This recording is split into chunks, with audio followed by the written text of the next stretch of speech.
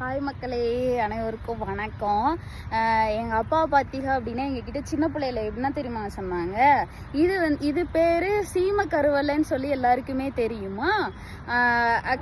எப்படி என்ன சொன்னாங்க அப்படின்னா, வெள்ளைக்காரங்க இருக்காங்கல்ல, அதானே எனக்கு சின்ன பிள்ளையில என்ன சொன்னாலும் நம்புவோம்ல.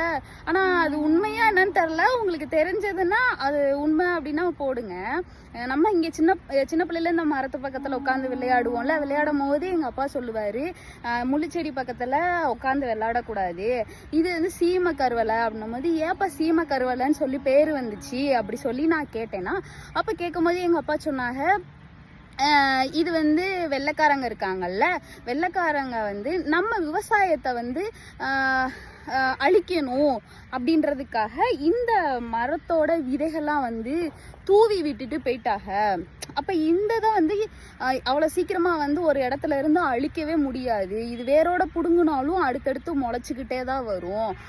அப்படி நம்ம நாட்டோட விவசாயத்தை வந்து அழிக்கணும் அப்படின்றதுக்காக கொண்டு வரப்பட்ட ஒரு வகையான வியாதி மரம் அப்படின்னு சொல்லுவாங்க. வியாதி மரம் அப்படி கொண்டு வந்தது தான் இந்த முள்ளு மரம்.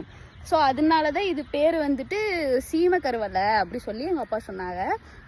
அது உண்மையாட்டு போயான்னு தெரில.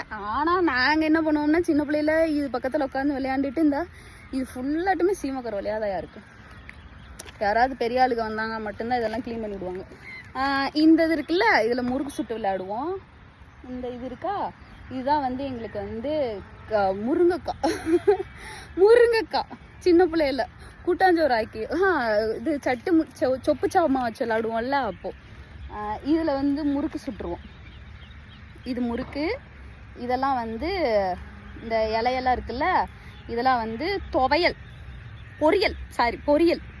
இந்த மாதிரி நீங்களும் சீமக்கருவலை மரத்து பக்கத்தில் உட்காந்து விளையாண்டிருக்கீங்களா அப்படின்னு சொல்லி சொல்லுங்க. அதேமாரி எங்கள் அப்பா சொன்னது கரெக்டாக இல்லை வேற எது கருத்து இருக்கா அப்படின்றதையும் கருத்து பெட்டியில் தெரிவித்திடவும் கரெக்டா கமெண்ட் பாக்ஸில் போட்டிருக்க. சரியா? சரி, நான் போயிட்டு வாரேன். டாட்டா. எனக்கு நினப்பு வந்துருச்சு, சின்ன பிள்ளை நினப்பு. என்னதான் இருந்தாலும் நம்ம அந்த வயசை தாண்டி தானே வந்திருக்கோம். உருவி போட்டு நம்ம ஃப்ரெண்ட்ஸுங்க மண்டையில் அப்படியே தூவி விடுறது.